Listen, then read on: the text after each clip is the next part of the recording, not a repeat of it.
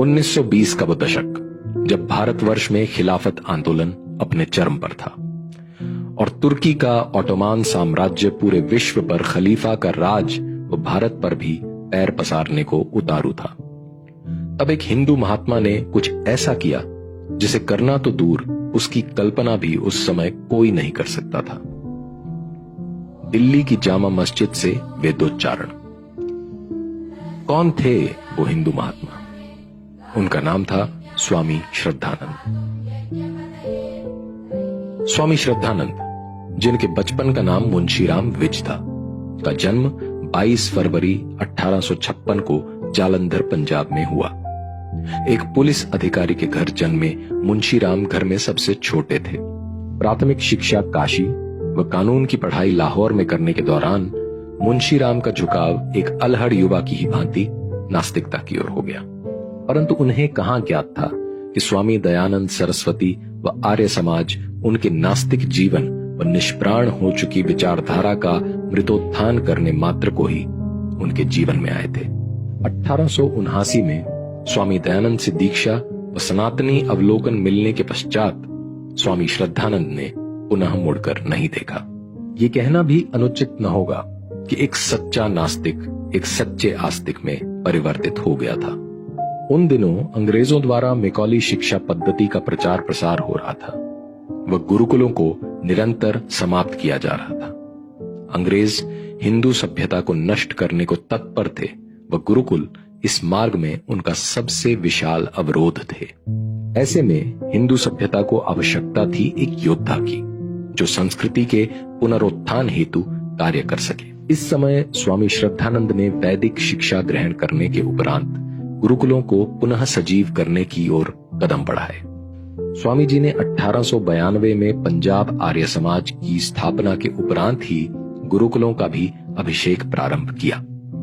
मुंशीराम अब आर्य प्रचारक मुंशीराम बन गए थे और इनकी प्रतिष्ठा पंजाब में इतनी बढ़ गई कि लोग इन्हें प्रधान जी के नाम से भी जानने लगे थे। बहुत कम लोगों को ज्ञात है कि अधीनता के उस समय में आगे चलकर प्रधान जी ने वीर अर्जुन नामक एक समाचार पत्र का राष्ट्रीय स्तर पर प्रकाशन भी किया था। जालंधर में कन्याओं के लिए महाविद्यालय की स्थापना के बाद विभिन्न गुरुकुलों व शिक्षा विद्यालयों की नींव रखी गई। 1902 में हरिद्वार के समीप कांगड़ी में स्वामी जी द्वारा स्थापित गुरुकुल ही आज गुरुकुल कांगड़ी यूनिवर्सिटी के नाम से प्रचलित है। शूद्र व अछूतों को लेकर मोहनदास गांधी से अपने मतभेदों के कारण स्वामी श्रद्धानंद ने कांग्रेस भी छोड़ दी। 1920 में खिलाफत आंदोलन अपने चरम पर था। तुर्की से फैलती उस्मानी सल्तनत की जड़ें भारत में भूमिगत होने को अग्रसर थी। विश्व भर में खलीफा के शासन की विचारधारा भारत में भी जिहाद करने के लिए उतारू प्रतीत हो रही थी। उधर जहां एक ओर गांधी खिलाफत आंदोलन के नेतृत्व में कांग्रेसी मुस्लिम नेताओं व मौलानाओं के साथ खड़े थे, वहीं स्वामी श्रद्धानंद खिलाफत नाम की इस विपदा को लेकर अति दूरदर्शी थे और उन्होंने इससे जन्म लेने वाली इस्लामिक हिंसाओं को समय से पूर्व ही भांप लिया था। वह सभी को इसके भीषण परिणामों को लेकर सचेत भी किया था, जिन पर उस समय मुस्लिम तुष्टीकरण की राजनीति के कारण ध्यान नहीं दिया गया और वहीं आगे चलकर मोपला और केरल के अन्य नरसंहारों में परिवर्तित हुए। 1921 के कांग्रेस अहमदाबाद अधिवेशन में भी इसका प्रमाण तब मिला जब कांग्रेस के ही मुस्लिम नेताओं ने अपना शिविर एवं खलीफा सहयोगी चांद सितारे का झंडा अलग लगाया। शास्त्र शिक्षा के लिए प्रचलित स्वामी श्रद्धानंद ने अपनी शस्त्र शिक्षा का परिचय तब दिया जब 1919 में ब्रिटिश सरकार द्वारा भारतीयों पर अध्यारोपित किए गए मार्शल लॉ व राउलेट एक्ट का विरोध करते हुए उन्होंने दिल्ली कूच कर डाली। वो चांदनी चौक के चर्चित चौराहे पर अंग्रेजी सरकार की बंदूकों के समक्ष अपना वक्षस्थल कर उनकी संगीनों को झुकने पर विवश कर दिया। अंग्रेजों को दमखम दिखाने के पश्चात अब समय था 700 साल से भारत भूमि के खंड करने का स्वप्न लिए इस्लामियों का प्रतिकार करने का।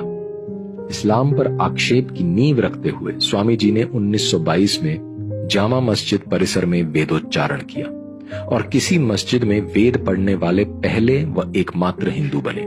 अथवा वहीं से प्रोत्साहन प्रारंभ हुआ शुद्धि आंदोलन यानी तलवार की नोक पर इस्लाम कबूलवाए गए दरिद्र हिंदुओं की घर वापसी का। 1923 में आगरा शुद्धि सभा की स्थापना करने के उपरांत आगरा, भरतपुर, मथुरा के कई धर्मांतरित मुसलमानों की हिंदू धर्म में घर वापसी कराई गई।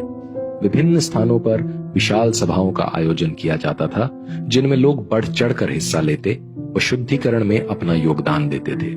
स्वामी श्रद्धानंद ने भारत में इस्लामी जड़ों को इतना दुर्बल कर डाला कि इस्लामी उपदेशकों को जमात स्थापित कर घर घर जाकर इस्लाम का प्रचार करने को विवश होना पड़ा। अपने 700 सालों से स्थापित वर्चस्व को इस प्रकार निर्बल होता देख इस्लामियों से रहा न गया और 23 दिसंबर 1926 को एक ऐसे ही जमाती अंश अब्दुल राशिद नामक इस्लामी कट्टरपंथी ने विचार विमर्श के बहाने मिलकर निहत्थे स्वामी श्रद्धानंद की कायरतापूर्ण हत्या कर दी। शारीरिक अंत तो 23 दिसंबर को हो गया, परंतु इस महान आत्मा के व्यक्तित्व व विचारधारा का अंत करने की चेष्टा तब की गई जब 25 दिसंबर 1926 को कांग्रेस के गुवाहाटी सेशन में मोहनदास करमचंद गांधी द्वारा अब्दुल राशिद को भाई कहकर संबोधित किया गया। उन्होंने ये भी कहा कि वे अब्दुल राशिद को स्वामी जी की हत्या का दोषी नहीं मानते हैं। भारतीय इतिहास से हिंदू व्यक्तित्वों व महापुरुषों को मिटाने की चेष्टा कोई नई बात नहीं है और 25 दिसंबर 1926 को मोहनदास गांधी का वो कथन उसी का एक उदाहरण मात्र था। मगर यह हमारा कर्तव्य है कि हम प्रण लें और आने वाली पीढ़ियों को स्वामी श्रद्धानंद समान महापुरुषों की गाथाएं व उनके 3 शकार शुद्धि, शास्त्र एवं शस्त्र वाली विचारधाराएं सुनाएं व प्रोत्साहित करें।